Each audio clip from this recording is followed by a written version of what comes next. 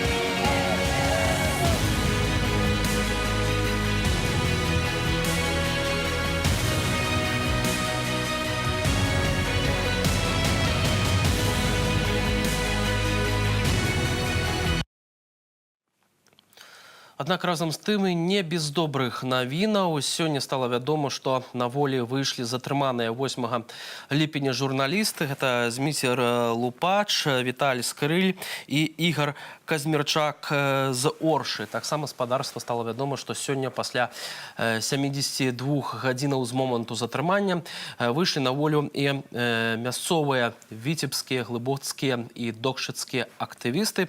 Сярод іх Александр Шарабайка і Артём Стадольнік. Уже зараз з намі на сувязі журналіст Зміцер Лупач. Зміцер, вітаю. Добрый вечер. Распавядзіце, калі ласка, як адбывалася вашае затрыманне 8 ліпеня? Ведаю, што гэта было ў санаторыі. Так, меня забрали в санаторию, привезли. Там забили эту пиратрус, уже забрали у меня телефон мой мобильный. Его еще не вернули, не ведаю, коли вернуть. И нас с Александром Шарабайком затрымали на 72 гадзіны. А ў чым прычына? Вам выставілі нейкія, прад'явілі нейкія абвінавачанні? Так, я з'яўляюся подозреванным по криминальной справе. Як быццам до 12 красавіка, я подозраюся у тым, что я размясціў у телеграм-канале відеоролик, где закликал до змагання с милицией, насильственное действие, тут написано. И тут я не могу так сказать. А также имеющий социально-психологическую направленность, связанную с формированием обобщенного и специфического адресата враждебной социально-психологической установки, включающей негативное отношение и объединяемые по признаку принадлежности к сотрудникам милиции. Там чорт ногу зломить, такое написано. Пане Зміцер, як ви собі зараз почуваєтеся, як до вас ставилися падчас затрымання, і ось як гэтыя 72 гадзіны прайшлі для вас? Прайшлі, вядома, не ў санаторыі, але ставіліся корректно, нормально, и мне пашанцавала, что мы сядзелі разом у камеры с Александром Шарабайком, нашим таким знакомитым тренером и просто выдатным человеком. Одиное, что его затрымали на 9 гадзін ранее, его на 9 гадзін ранее отпустили, а мне 9 гадзін пришлось доседживать одному. Але тут люди меня сустрели пасля, и я вельми им удячный, что меня завязли у плісу, нават из меня не взяли никаких грошей, просто завязли у плісу, и где еще у меня тут пару дзён есть, можно отпасить. Якія у вас далейшыя планы? Я так разумею, што гэта крымінальная справа ну, у нейкім сэнсе можа абмежаваць вашу прафесійную дзейнасць, ці я памыляюсь? Ну, пакуль не ведаю, пакуль яшчэ яна не абмежавана, але і нас не закрытая, таму дакладна сказаць яшчэ не магу на дадзены момант. Ну, трэба яшчэ аднавіць тэлефоны, бо у мяне тэлефоны з сімкамі забраны, то не ведаю пакуль. І сувязі добрай не маю. Дзякую вам вялікі, калі ласка, трымайцеся. З намі быў на сувязі журналіст, фрылансер Зміцер Лупач. Усё больш журналістаў, якія яшчэ не трапілі за краты гаспадарства, з'язджаюць з краіны. Разам з тым рэдактары выдання «Наша Ніва», гэта Ягор Марціновіч, гэта Андрэй Данько і Андрэй Скурко, не выйшлі пасля 72 гадзінаў пасля затрымання. Нагадаю, што іх падазраюць у арганізацыі масавых беспарадкаў альбо дзеянняў, якія груба парушаюць грамадскі парадак. Відавочна, што хутчэй за ўсё рэдактарам выдання будуць бліжэйшым часам выстаўленыя абвінавачанні, бо яны не выйшлі на свабоду. Ну і разам з тым усё больш журналістаў, якія засталіся на свабодзе, якіх пакуль не закрануў вось гэты лукашэнкаўскі тэрор, мусілі выехаць з Беларусі. Усю гэтую сітуацыю з ціскам на незалежную прэсу каментуе намеснік старшыні беларускай асацыяцыі журналістаў Барыс Гарэцкі. Давайте паслухаем яго. Беларуская незалежная медыасфера знаходіцца ў вельмі складаным, вельмі кепскім стане. За некалькі апошніх дзён улада зрабіла ўсё магчымае, каб людзі, якія нават і не збіраліся выязджаць з Беларусі, вельмі сур'ёзна паставілі перад сабой гэта пытанне. Фактычна цяпер, каб быць эфектыўнымі, рэдакцыі мусяць пакідаць краіну, не таму, што яны нешта парушалі, а просто таму, што ўнутры краіны заставацца аб'ектыўна небяспечна. У чацвер і пятніцу прайшлі ператрусы у выданняў, якія нават не з'яўляюцца заакцэнтаванымі на палітыку. Это сярэднія грамадска-палітычныя медыа, дзе больш, напэўна, грамадскай тэматыкі, чым палітычнай, але ўлада паставіла вот такую веерную, значит, машину, прайшлася па некалькіх рэгіёнах, і сітуацыя ускладняецца тым, што рэпрэсіі не спыняюцца. Ужо цяпер з намі на сувязі старшыня беларускай асацыяцыі журналістаў Андрэй Бастунец. Спадар Андрэю, вітаю вас. Спадар Андрэю, вось відавочна, што частку журналістаў сёння затрыманых 8 ліпеня выпусцілі, частку, гэта вось, прынамсі, рэдактароў выдання «Нашай Нівы» не выпусцілі. Відавочна, што ім будуць выстаўлены нейкія абвінавачанні. Як бы вы пракаментавалі вось гэта? Я згоден з тым, што казаў Барыс, што тое, што выпусцілі людзей, гэта цудоўна. Я вельмі рады Зміцера пабачыць зараз, хаця вельмі чуў. Але справа ў тым, што іх спачатку затрымалі, што яны правялі колькасць сотняў за кратамі. І што пад гэтай пагрозай застаюцца амаль усе, і не толькі журналісты, але і актывісты, грамадскія дзеячы ў краіне. Вось гэта дрэнна, гэта трагічна. Ну і тое, што працягваецца, хутчэй за ўсё ўжо зразумела, што гэта будзе звязана з працягненнем затрыманняў і утрыманню пад кратамі калегаў, прыватнасці з «Нашай Нівы». Гэта таксама вельмі цяжка ад гэтага. Ну вось прыклад нашых журналістак Кацярыны Андрэевай і Дар'і Чульцовай, якія выконвалі свае прафесійныя абавязкі, паказвае, што за выконванне вось гэтых прафесійных абавязкаў, журналісцкіх абавязкаў можна атрымаць рэальныя турэмныя тэрміны. І на ваш погляд, якія перспектывы вось гэтых крымінальных спраў у адносінах да затрыманых журналістаў на гэтым тыдні? Сёння вельмі проста быць палітолагам, аналітыкам, прагназістам. Трэба рабіць самыя дрэнныя прагнозы, і з вялікай верагоднасцю яны збудуцца. Таму ў мяне пакуль што няма аптымістычных прагнозаў на тое, як будуць развівацца справы з нашымі калегамі. Спадар Андрэю, відавочна, што пасля разгрому Тутбаю улады ўзяліся за разгром іншых незалежных медыяў. Вось чарга наступіла ў нашай Нівы. Якая будучыня ў гэтага выдання, якую вы бачыце увогуле будучыню для незалежных медыяў і нашай Нівы ў прыватнасці? Ведаеце, будучыня гэтых выданняў нашай Нівы, журналістаў, яна залежыць ад будучыні гэтай краіны. Залежыць таго, чым гэта краіна стане праз пэўны тэрмін. Калі гэта будзе дыктатарская краіна, у якой няма свабоды выказвання, то ўсе гэтыя выданні будуць працаваць за мяжой. Дарэчы, каб ўсё ж штосьці аптымістычнае прагучала, тое, што за мяжы пачаў працаваць сайт «Зеркало.io», які з'яўляецца, які робіць журналісты Тутбая, гэта вось якраз добры адказ на дзеянні ўлады.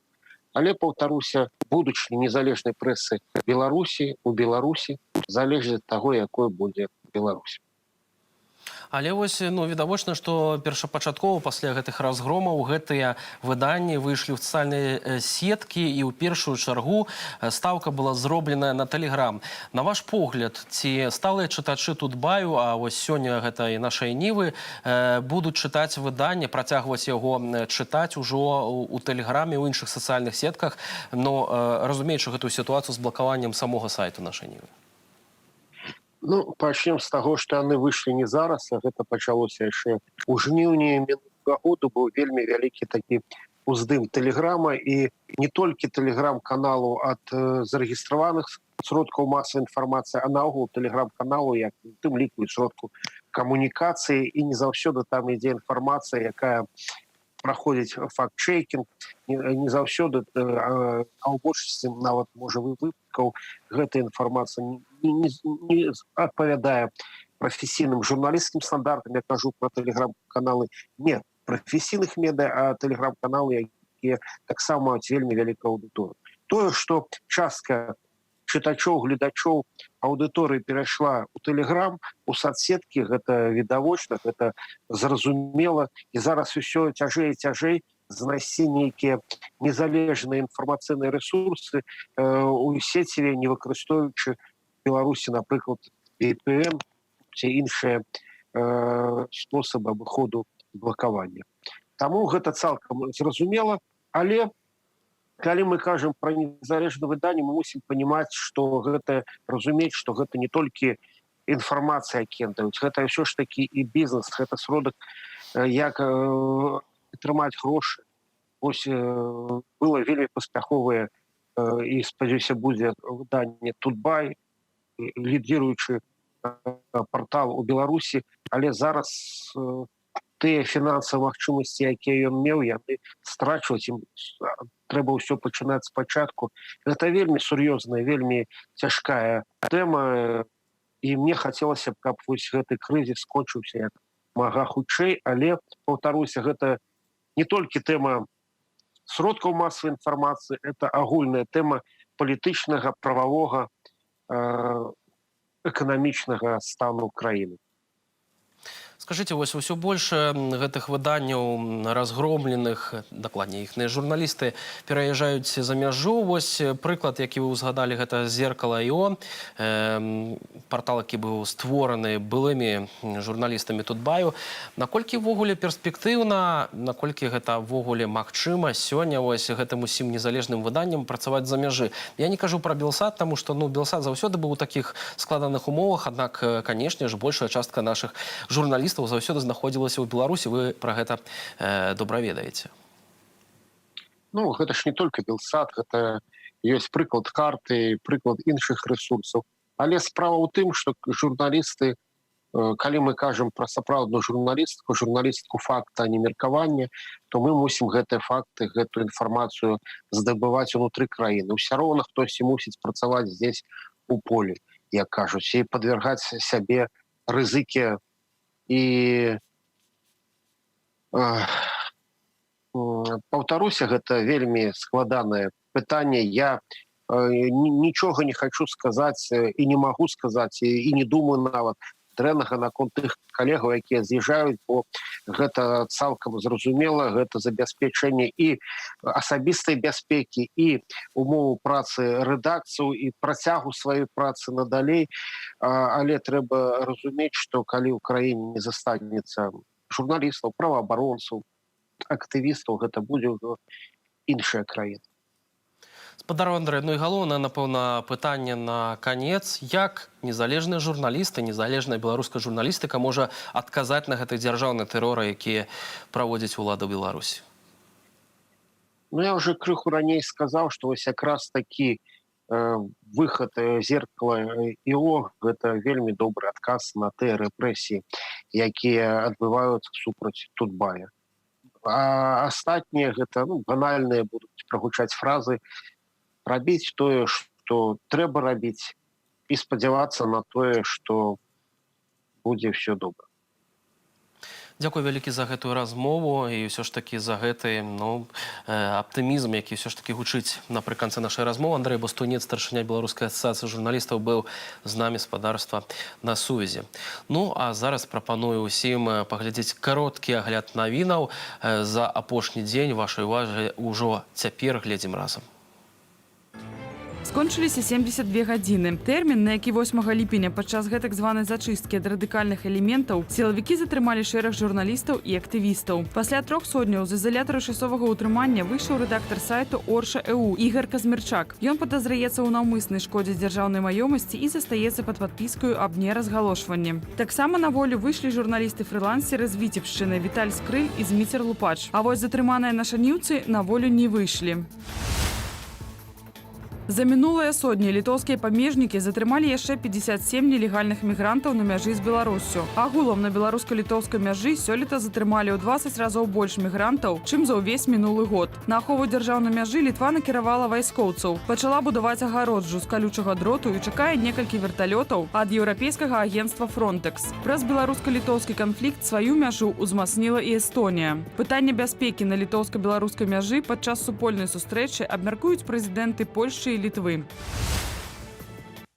Беларускае міністэрства аховы здароўя падзялілася апошняй статыстыкай. Плюс 1020 выпадкаў каранавіруснай інфекцыі за сотні. 10 чалавек памерлі. Агулам з пачатку пандэміі было зарэгістравана амаль 430 тысяч захворванняў і больш як 3200 смерцяў.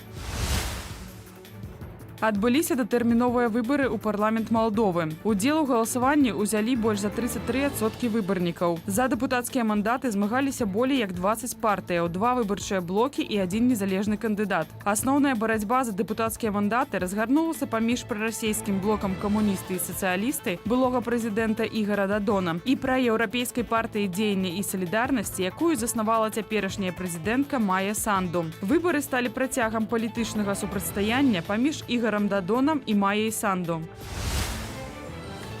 Менш чым праз гадзіну ў Лондоне адбудзецца фінальны матч чэмпіянату Еўропы па футболе. На стадыёне Уэмблі ў Лондоне зборная Англіі згуляе са зборнай Італіі. Абедзве каманды ні разу не прагулялі ў чэмпіянаце. Розніца забітых і прапушчаных мячоў у фіналістаў аднолькавая, плюс 9. Да фіналу ў Еўра-2020 яны падыходзяць прыкладна ў аднолькавым стане. Букмекеры невялікую перавагу аддаюць перамозе Англіі. Перадусім коштам таго, што каманда Герета Саутгейта гуляе на хатняй пляцоўцы. Пераследуюць журналістаў не толькі ў Беларусі, але і, да прыкладу, дзе вы думалі, у Грузіі. У Тбілісі памёр журналіст, якога збілі праціўнікі ЛГБТ-супольнасці. Аператара тэлеканалу перавелі. Александр Лашкарава быў знойдзены мёртвым ва ўласнай кватэры сваёй маці, паведамляецца на сайце тэлеканалу, прычына смерці не названая. Александра збілі 5 ліпеня ў Тбілісі, калі павінен быў прайсці марш годнасці, але прысутныя праціўнікі напалі на журналістаў грузінскіх СМІ, якія планавалі асвятляць гэтую акцыю. Пасля збіцця некалькі дзён знаходзіўся у шпіталі. У мужчыны зафіксавалі сатрасенне мозгу і перавялі аперацыю з-за пералому косткі твару і часовай страты зроку. Пасля мужчыну выпісалі. Арганізацыя «Тбілісі Прайд», якая працуе ў сферы абароны правоў прадстаўнікоў ЛГБТ-супольнасці, 5 ліпеня планавала зладзіць у Тбілісі, у сталіцы Грузіі, на праспекце Руставелі марш сваіх прыхільнікаў. Супраць гэтага катэгарычна выступілі так званыя абаронцы традыцыйных каштоўнасцяў, якія з раніцы сталі збірацца на праспекце, каб не даць магчымасці правесці гэты марш. Пазней яны перамясціліся да будынку парламента, і там найбольш агрэсіўна настроеныя праціўнікі ЛГБТ-супольнасці сталі нападаць на журналістаў, абвінавачваючы іх у падтрымцы прадстаўнікоў секс-меншасцяў. Паліцыя затрымала 16 чалавек па справе збіцці журналістаў на акцыі прыхільнікаў супольнасці. Мусь Грузіі ўзбудзіла крымінальную справу па факце нападу на журналістаў. Усё ж такі гэтыя справы так ці інакш, хаця б у Грузіі так ці інакш расследуюцца, аднак у той жа час спадарства вось такая трагедыя ў свеце журналістыкі. Ну а у нас, спадарства, яшчэ адзін матэрыял з-за мяжы. Многія беларусы пішуць лісты палітвязням, у тым ліку і беларусы, якія стала пражываюць у Бельгіі. Яны робяць гэта па самых розных нагодах. Віншуюць палітвязняў з днём народзінаў, пішуць словы падтрымкі тым, хто бязвінна адбывае сотні у няволі, а таксама тым, хто чакае гэтай падтрымкі, дзе б гэтыя беларусы не знаходзіліся. І вось 3 такіх беларускі, якія жывуць у Бельгіі, распавялі Белсату пра сваю ініцыятыву. Глядзім гэты матэрыял.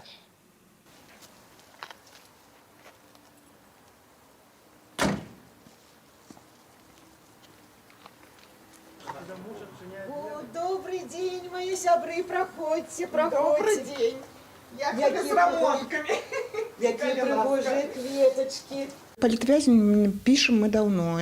Як толькі яны заявіліся, гэта было тады яшчэ год назад, у чэрвені, 24 палітвязні, і адтуль пачалася эта ідэя пісаць і дасылаць ім нашу падтрымку. І потым мы змянілі такі ракурс і пачалі пісаць не толькі іх, а яны пачалі дабаўляцца і масава з'яўляцца. І тады мы ўзялі такое для сябе, каб віншаваць, каб ахапіць кожнага, віншаваць з днём народзіну кожнага. Па месяцам мы ўзялі. І гэта мы пачалі рабіць са снежня. І так мы пішам ужо кожны месяц і віншуем, потым мы запісваем відэо, мы ставім паўсюль, распаўсюджваем яго. Мы пішам вельмі шмат лістоў, і па 40 лістоў у месяц, і па 60 зараз. Але зваротных адказаў атрымліваем вельмі мала. Но гэта не прыпыняе наш энтузіазм, і мы ўсё роўна пішам, мы ведаем, што калі нават не дойдзе наша віншавальная паштоўка ці наш ліст да палітвязні, мы ведаем, што цэнзар абавязкова яго атрымае і будзе бачыць, колькі нас людей неабыякавых, те ж, кто подтрымливает. Такими всякими вот штучками я ложила им, чтобы вот приклеивать и украшали себе немножко камеру так, как немножко повеселее было в камере. 1 апреля я открываю почтовый ящик и получаю письмо от Сергея Тихановского. Письмо, то есть не письмо, а открытку. Я получаю эту открытку. Я вначале, честно говоря, 1 апреля. Не могу поверить в это. Вот была вот такая открытка и маленькая вот такая ленточка, значит, белая ленточка, да, вот я не знаю, как ее пропустили. Вот здесь он пишет: «Здравствуйте, Татьяна. Поздравляю вас с 8 марта. Желаю любви, терпения, сил и победы. Выбрал вам эту открытку, и чтобы она напоминала вам родину. Привет всем белорусам Бельгии. Обнимаю, верю и надеюсь на перемены и победы». Это было им написано 4 марта. Получила я его 1 апреля. И, в общем, нам всем не просто жаль. Мы находимся в очень тоже тяжелом состоянии, потому что мы понимаем, насколько им там тяжело. Поэтому для нас главное дать им хоть какой-то глоток надежды и уверенности, что они не одни. Вот это наша основная цель, почему мы пишем письма политзаключенным. Вот сейчас я пишу небольшое письмецо Оля Токарчук, которая вселяла в нас оптимизм и надежду. Очень не хватает ее улыбки, очень не хватает ее слов поддержки всем белорусам. Сейчас ей тоже плохо, как и многим нашим политзаключенным. Я пишу ей эти слова поддержки от нас, от белорусов в Бельгии, чтобы она знала, что она не одна, что мы все о ней помним, что мы ее любим, и мы ее ждем домой. И мы очень надеемся, что скоро наши политзаключенные все выйдут на свободу, и мы вместе отпразднуем один наш большой день Победы. На днях арестовали моего друга, моего соратника Василия Павловича Полякова. У меня просто нет даже слов и переполняют эмоции, что этот человек сейчас в тюрьме и что ему такое предъявляют обвинение в терроризме. Такого не может быть. Поэтому свободу Василию Павловичу. И, Василий Павлович, дорогой, мы, белорусы Бельгии, мы с вами. Держитесь, дорогой. Когда-то это все закончится. Я понимаю, что это очень тяжело, но держитесь. Всего вам доброго. Ну, вось такія эмоцыі і, канешне, гэтая салідарнасць, я думаю, все ж таки дапамагае людзям трымацца там па той бок. І разам з тым гэтая салідарнасць, ну, не была б, калі б не былі беларусы такімі моцнымі. Ужо зараз з намі на сувязі вядомы палітолог Ольга Харламова. Спадарня Ольга, вітаю вас. Добрый вечер. Вось гэты тыдзень адзначыўся такім беспрэцэдэнтным ціскам на грамадскую супольнасць і на журналістаў незалежных. Ці варта разглядаць вось гэты наступ, напрыклад, на нашу ніву, як працяг той палітыкі, якую праводзяць улады, пачынаючы з мінулага года, ці ўсё ж такі гэта сапраўды такі беспрэцэдэнтны і новы выпадак вось гэтага ціску, гэтага пераследу, як вы лічыце? Ну, безумоўна, гэта, увогуле сітуацыю з нашай нівай варта разглядаць не толькі як сітуацыю з нашай нівай. Таму што мы разумеем, што акрамя нашай нівы пад прес, пад тыя падзеі, якія адбываюцца ў Беларусі апошні тыдзень, патрапілі і, перш за ўсё, патрапілі рэгіянальныя выданні. І тое, што адбываецца з нашай нівай, тое, што адбываецца з рэгіянальнымі выданнямі, гэта, безумоўна, частка агульнага сістэмнага падыходу да зачысткі інфармацыйнага поля. Ну, калі можна так сказаць, да такой пэўнай стерылізацыі інфармацыйнага поля. Дзеля таго, каб аднавіцца ресурсам нашай ніве, мясцовым рэгіянальнай прэсе патрэбны пэўны час, і гэтага часу на сёння вельмі не хапае беларускім уладам. То есть яны робяць все магчымае, каб выйграць для сябе 3, 4, 5, у ідэале 6 месяцаў, і за гэты час рэалізаваць тыя пляны, тыя намеры, якія яны маюць да канстытуцыйных зменаў у Беларусі. Пры затрыманні валанцёраў, затрыманні актывістаў часамі фігуруюць супрацоўнікі КДБ, якія прад'яўляюць абвінавачанні ў тэрарызме. Усё часцей гучыць вось гэты артыкул. Спадарня Ольга, што гэта значыць? Што улады спрабуюць усё акрэсліць у плоскасці экстрэмізму і тэрарызму, ці гэта нешта такое абсалютна новае для беларускай рэпрэсіўнай машыны? Ну, канешне, не новае, гэта было і гэта будзе. І зноў-такі мы бачым, што улады, абвінавачваючы, затрымліваючы, дасягаюць дзве мэты. Першая мэта – гэта зачыстка гэтага інфармацыйнага поля, а другая мэта – вельмі шмат журналістаў з'язджае. Мы апошні тыдзень бачым проста такі поток журналістаў, якія з пакутамі да не жадаючы вымушаны пакідаць Беларусь, і гэта палохае тых, хто застаецца. То есть, з аднаго боку, улады атрымліваюць тое поле інфармацыйнае, тую адсутнасць інфармацыйнай альтэрнатывы, якая для іх з'яўляецца мэтай. З другога боку, яны атрымліваюць запалоханых іншых журналістаў і людзей, якія досыць актыўныя, якія застались у Беларусі. Хай Захад не крыўдуе, што да іх пабеглі, заяўляе міністр замежных справаў Владзімір Макей. Таксама ён сказаў пра тое, што больш і больш інтэграцыя з Расіяй паглыбляецца, гэты працэс, што ў нас агульныя эканамічныя, гандлёвыя сувязі. На каго, на ваш погляд, разлічаны вось гэты месседж спадара Макея? Ну, ён разлічаны на некалькі аўдыторыяў. Перш за ўсё, канешне, вот як не дзіўна, ён разлічаны на ўнутраную аўдыторыю. Ён разлічаны гэтыя месседжы на тых, хто не вызначыўся, на тых, хто не ведае вот у сітуацыі, якая зараз ёсць у Беларусі, што рабіць. І з аднаго боку іх запалохваюць, з другога боку ім кажуць, вот, да, ёсць праблемы, да, ёсць пэўныя эканамічныя недарэчнасці, і ў гэтым вінаватая Еўропа, у гэтым вінаватая апазіцыя, якая призывает Европу вводить санкции, и белорусские улады экономить гроши, яны перестали выконывать то, что лічили своими обовязками несколько десятигодий, ахоўывать заходнюю мяжу для того, как иметь магчымасць реализовать те же самые социальные права белорусов, якія застались у Беларуси.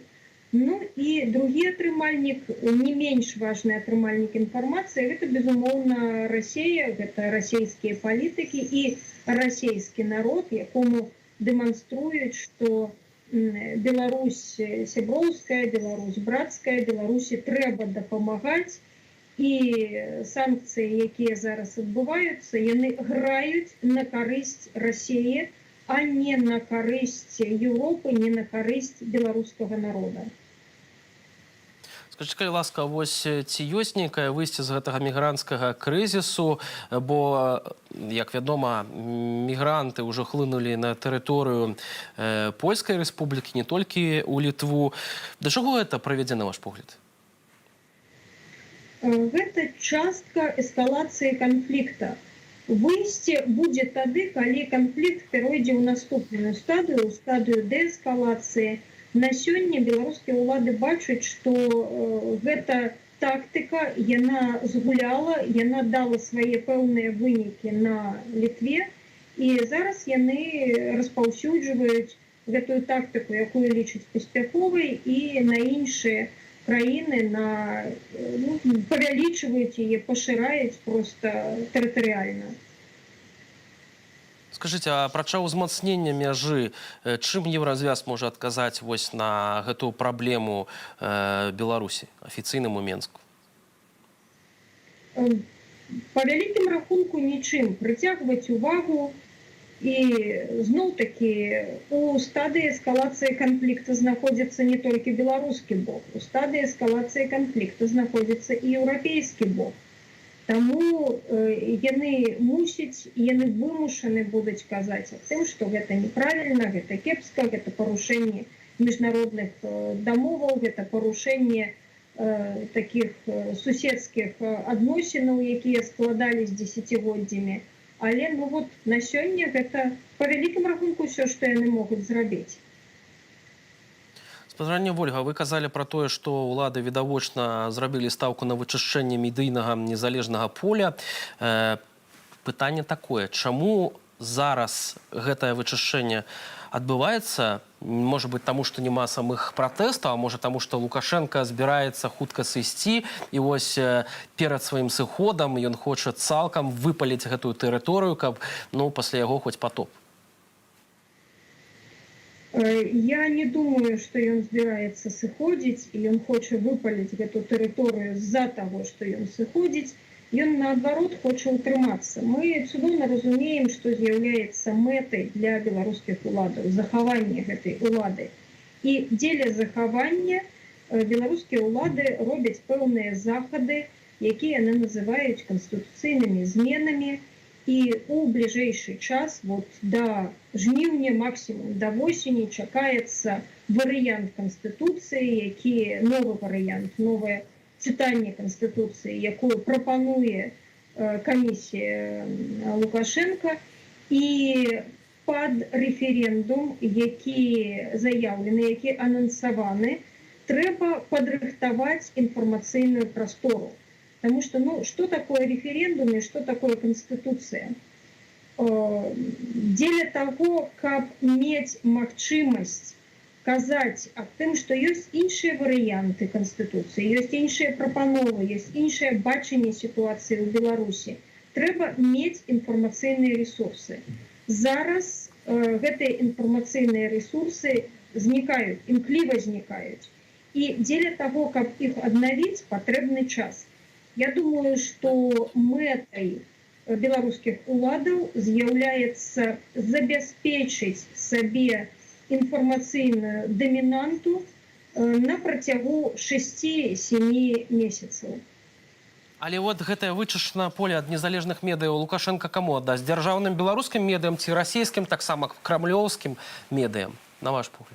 Дзяржаўныя беларускія і расійскія, кремлёўскія, некремлёўскія, так званыя недзяржаўныя медыа, хаця яны таксама вельмі умоўныя недзяржаўныя медыа. Як і ў Расіі, так і ў Беларусі казаць пра недзяржаўныя медыа, якія працуюць хаця б ускосна на дзяржаву, гэта, ну, так досыць наіўна. Але мы бачым, што беларускія ўлады спрабуюць ствараць іншыя крыніцы данясення інфармацыі, іншыя крыніцы працы з беларусамі. І, безумоўна, вось гэтая прастора, яна не будзе пустой. Гэта тое месца, якое будзе запоўнена, якое будзе максімальна заліта іншымі крыніцамі. Да, калі знікне наша ніва, тыя, хто шукаюць інфармацыю на нашай ніве, якія не вызначылись, да, якія не упэўнены у тым, што яны хацяць. Яны не пойдуць шукаць інфармацыю на новых ресурсах. Дакладней, яны не пойдуць шукаць гэтую інфармацыю на існуючых ресурсах. Яны будуць шукаць замену нашай ніве, і ім дадуць гэтую замену. Да? Ім дадуць новыя тэлеграм-каналы, ім дадуць новыя сайты. І на гэтых сайтах, безумоўна, будзе тая інфармацыя, у тэлеграм-каналах будзе тая інфармацыя, якая выгодна беларускім уладам. Няхай гэтыя каналы, няхай гэтыя крыніцы інфармацыі будуць часовыя. Для беларускіх уладаў гэта не істотна. Ім трэба, каб яны выканалі сваю функцыю, каб яны далі магчымасць на працягу 6 месяцаў, 7 месяцаў даносіць патрэбную інфармацыю да, ну, так званага балота. Вельмі спадзяемся на тое, што беларусы ўсё ж такі народ мудры і не будзе паддавацца на гэтую дзяржаўную прапаганду, бо, ну, не паддаліся, прынамсі, у 2020 годзе. Дзякуй вам вялікі за гэтую размову. Вольга Харламова была з намі на сувязі, вядомы беларускі палітолог. Ну а мы працягваем тэму пераследу. Ужо больш за 1,5 месяца супрацоўнікі Тутбай, галоўны рэдактар Марына Золатова, таксама генеральны дырэктар Тутбай Людміла Чэкіна знаходзяцца за кратамі у абвінавачанні аб невыплаце падаткаў. Пасля ператрусаў у офісе рэдакцыі, а таксама пасля таго, як большую частку гэтых журналістаў і рэдактароў пасадзілі за краты, самыя журналісты, тыя, хто застаўся на волі, былі вымушаныя выехаць за мяжу, як ужо вядома, стварылі там сайт, які называецца «Зеркало.io». Ну і адзін з такіх супрацоўнікаў, фотажурналіст Тутбаю Алесь Пілецкі, пераехаў у Кіеў. Нашы карэспандэнты паразмаўлялі з Алесем пра ягоныя будучыя планы, а таксама пра працу рэдакцыі ва ўмовах эміграцыі. Зовут меня Пилецкий Олесь. Я был фотожурналистом белорусского информационного портала «Тутбай». На протяжении 3-4 лет мы сотрудничали плотно. Я готовил спецрепортажи. Я первый журналист в Беларуси, который сделал репортаж из грязной зоны ковид. То есть я сделал репортаж из реанимации, из так называемой грязной зоны ковидной, где врачи работают 8-12 часов, не покидая рабочего места, полностью в скафандрах. Вот. Этот материал имел просто бомбический эффект. Ничего не предвещало каких-то моментов, но в один прекрасный день, когда люди начали выходить на улицы, высказывать собственные заключения происходящему, тогда, в принципе, все и началось. Работая в штатном режиме, мы стали свидетелями каких-то уличных беспорядков, произвола силовиков. То есть на наших глазах в первые дни протестов, то есть это даже не протесты были, просто люди начали выходить ночью в город. Вот. И когда люди просто стоят, пьют кофе, приезжает микроавтобус, оттуда человек 15 выскакивает в полном обмундировании в защите и просто начинают бить этих людей мирно стоящих. Вот. Стало понятно, что мне постоянно надо там присутствовать, постоянно надо показывать этот весь произвол, который происходил. Я работал всегда в жилете пресса. Всегда у меня документы все с собой были, всегда все в порядке. То есть документ, аккредитация, редакционное задание, всегда у меня было с собой. То есть мне, в принципе, правоохранительные органы и не могли ничего поставить, что что-то противозаконное. У меня не было идей и вообще мысли об уезде. То есть у меня семья, квартира, 2 детей несовершеннолетних, это 6 и 10 лет мальчишки. И финальный момент был в том, что я приехал в Минск по заданию другой редакции, по заданию Delphi, латвийского издания. Я делал репортаж о ПВТ, парке высоких технологий, о судьбе парка высоких технологий, потому что на тот момент начался отток айтишной сферы сюда же, в Украину, в Польшу, в Латвию, в Литву. Вот. И агентство это делало репортаж. Собственно, я в этот момент как раз-таки был в Минске. И это было 18 число. 18 число мая 21 года. Мне позвонили, соседи заботливо предупредили, что неизвестные звонили мне в двери. И буквально через 15 минут, как я уже начал двигаться к офису Тутбая, мне позвонили и предупредили, что офис разгромлен, и все присутствующие в офисе и рядом с офисом задержаны. Мной было принято срочное решение покинуть Беларусь, а буквально за несколько дней до моего отъезда произошел инцидент непосредственно с самолетом, посаженным на территории Беларуси. Я очень быстро собрал чемодан, собрал частично компьютер, собрал частично все, что мог увезти, фотооборудование, чтобы продолжить работу журналистскую. Приобрел билет я на 26 мая на 8 утра. Пришло оповещение, что рейс отменен. Я сразу же в течение 2 часов пытался приобрести второй билет на 25 число, потому что прозвучала информация, что рейсы блокируются в ночь с 25 на 26 число, поэтому я попытался приобрести второй билет за собственные средства. Второй билет в Киев. И цена на сайте стартовала от $80. В течение 1,5-2 часов она возросла до $300. И в этот момент я как раз-таки и не мог приобрести этот же билет. Мной был предпринят шаг, был приобретен билет Минск, Батуми, Киев. Я никогда не был в Украине. Это меняет твою жизнь с ног на голову. Когда ты неожиданно сам для себя, не прогнозируя ничего, просто прыгаешь в самолет, тратишь последние деньги, сбережения на карточке, последние потому, что офис Тутбая был закрыт, и офис даже не смог мне заплатить мои же гонорары за 2 месяца. То есть счета были заморожены. Я никого не знаю. Я не знаю города, я не знаю менталитета непосредственно украинцев. У меня нету родственников, ничего нету. Ты просто выходишь из самолета, и ты не знаешь, что тебе делать. Здесь, на территории Киева, есть организация Free Belarus Center. Они сделали просто колоссальную работу. Они помогли не только мне, они помогают и моим коллегам, и обычным людям, покидающим страну. Адыозная намесніца. Спадарства ўжо цяпер абмяркуем, канешне, міжнародны тыдзень беларускай культуры, які распачаўся яшчэ 5 ліпеня. 7 ліпеня гэта быў дзень беларускай культуры ва ўсім свеце, да яго далучылася шмат беларусаў. Ну а сёння падводзім вынікі гэтага тыдня, і ўжо зараз у нашай студыі з'явілася Наталя Задзяркоўская з народнага антыкрызіснага ўпраўлення, адказная за культуру і народную спадчыну. Вітаю вас, спадарыня Наталя.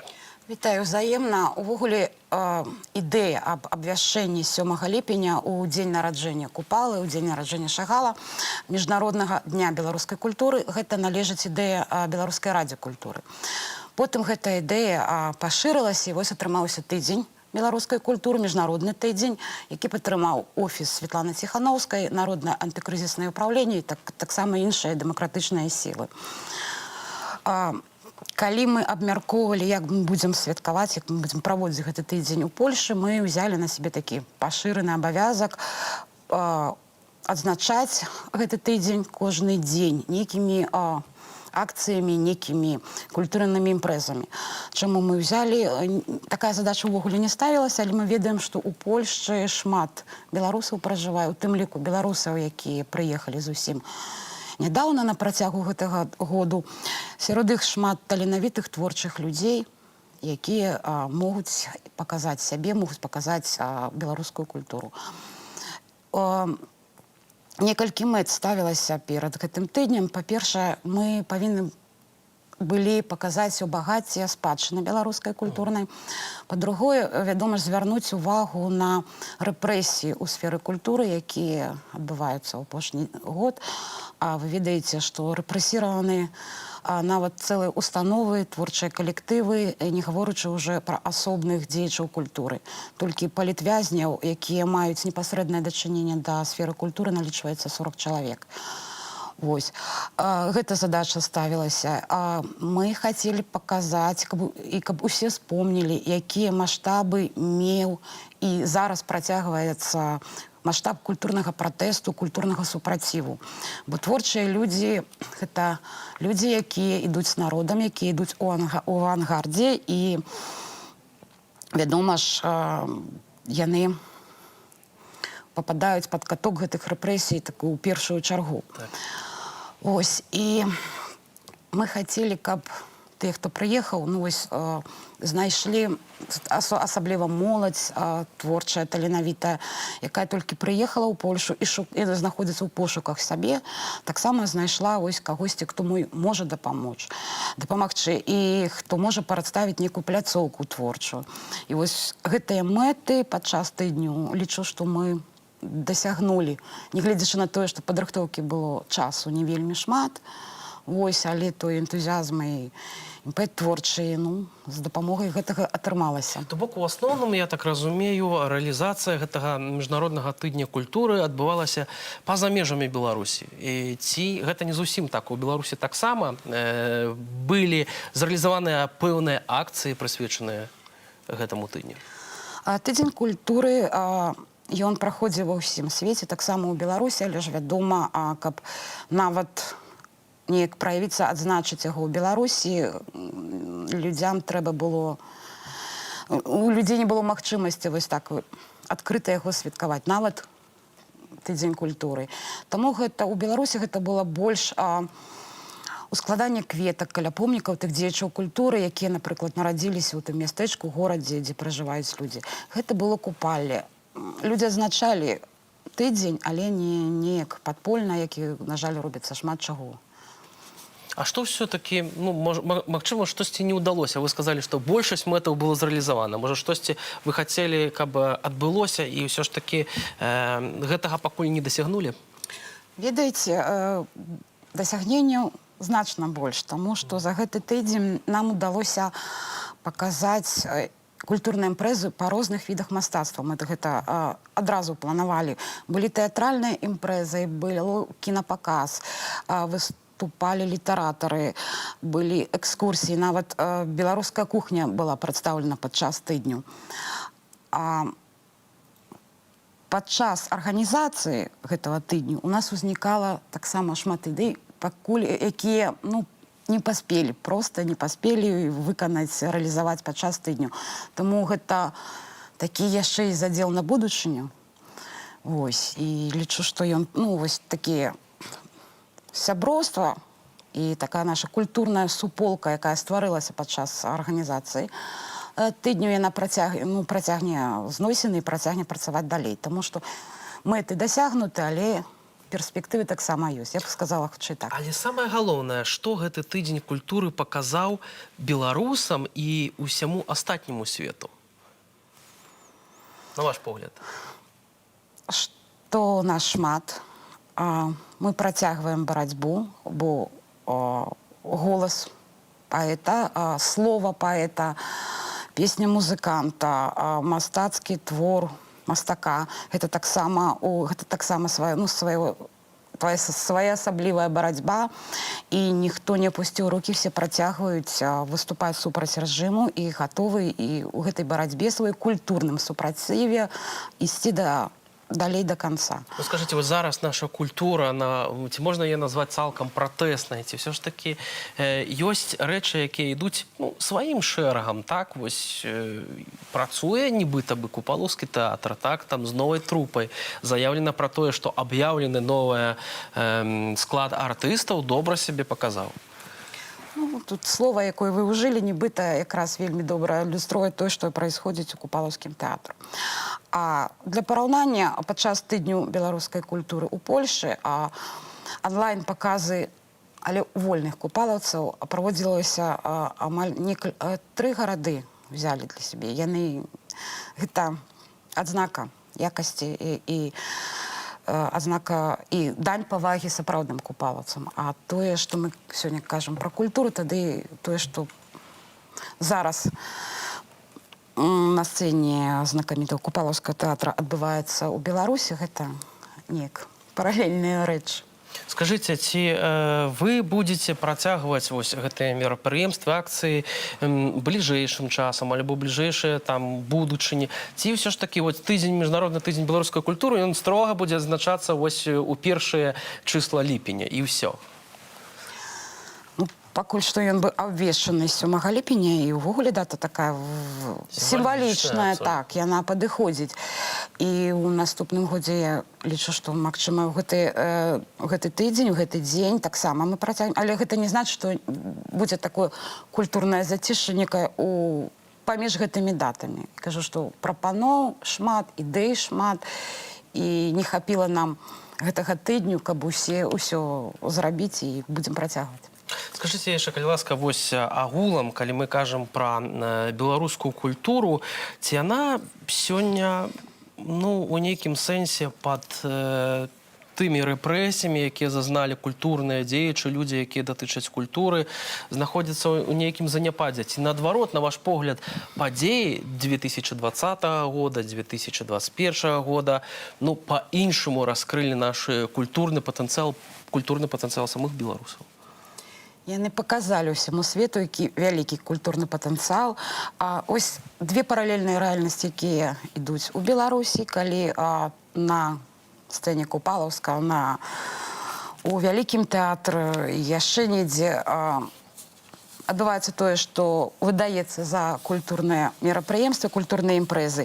І той культурны, свабодны, творчы патэнцыял, які паказваюць вольныя беларусы, гэта, 2 нейкія паралельныя рэальнасці, а патэнцыял вялікі, гэта асобная культурная з'ява, якую усе заўважылі, і пратэсны рух, культурны рух, такая неад'емная частка ўвогуле пратэснага руху культура, што, лічу, пройдзе час, і гэта такая тэма для асобнага вывучэння культуролагаў у будучыні, што з'ява Абсолютно, ну, такая уникальная, правда, и гэта нас вельмі цешыць. Спадарства, дзякуй вялікі, што паслухалі гэтую размову, аднак мы не скончваем. Спадарыні Натальі Задзяркоўскай і таксама вялікі дзякуй за тое, што прыйшлі да нас у студыю. Нагадаю, з Народнага антыкрызіснага управлення спадарыня Наталья прыйшла да нас, а мы пераносімся ў Вільню. Там адбываецца канцэрт адмыслова прысвечаны тыдню беларускай культуры. З намі на сувязі наша журналістка Ганна Русінова. Ганна, вітаю, добрый вечар, калі ласка, табе слова.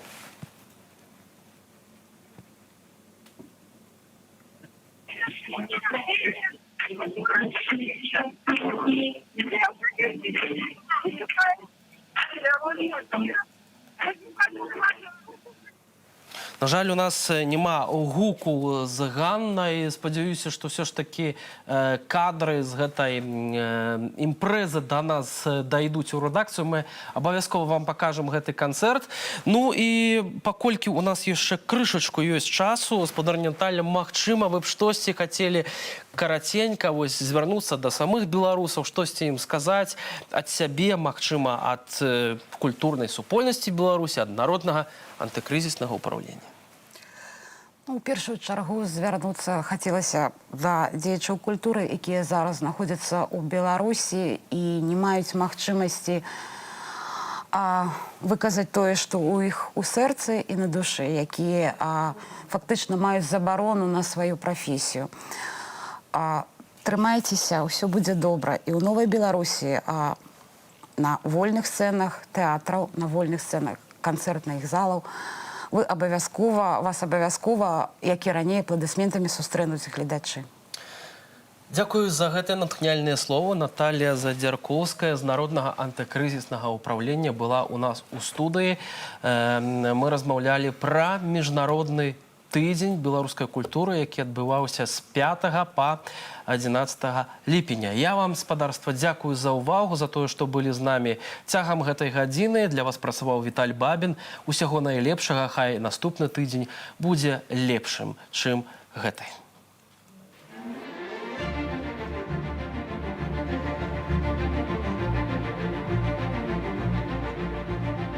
З мінулага лета беларусы былі ўдзячныя за падтрыманне ад літоўцаў, якія ведаюць кошт свабоды. Сённяшняя прэзентацыя дыпламатычнага статусу для нашага офісу – гэта важны крок, каб дэлегімітызаваць рэжым Лукашэнкі і пацвердзіць новую беларускую большасць.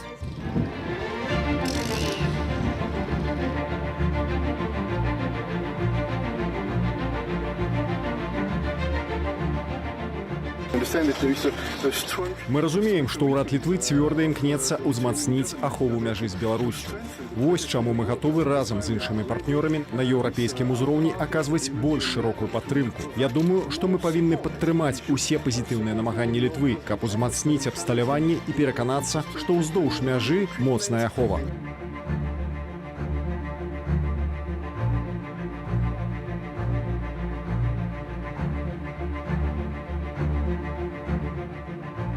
Калі агучваўся чарговы з пакета санкцый, то было сказано, здаецца, Міністэрства замежных спраў Беларусі казалі пра то, што будуць контрмеры прынятыя, і ў тым ліку сродкі масавай інфармацыі будуць зачэплены. Вось сродак масавай інфармацыі. Еўрапейская для Беларусі.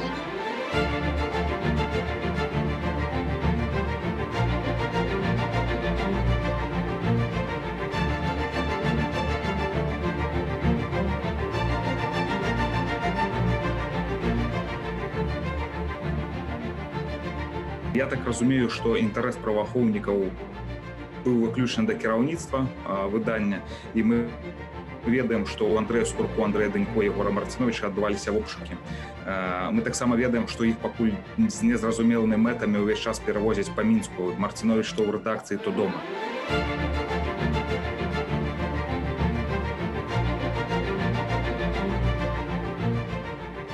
В настоящее время в рамках расследования проводится широкомасштабная операция по зачистке от радикально настроенных лиц. Проводятся неотложные следственные и другие процессуальные действия, в том числе обыски и задержания, в ходе которых будет проверена причастность каждого участника к совершению противоправных деяний.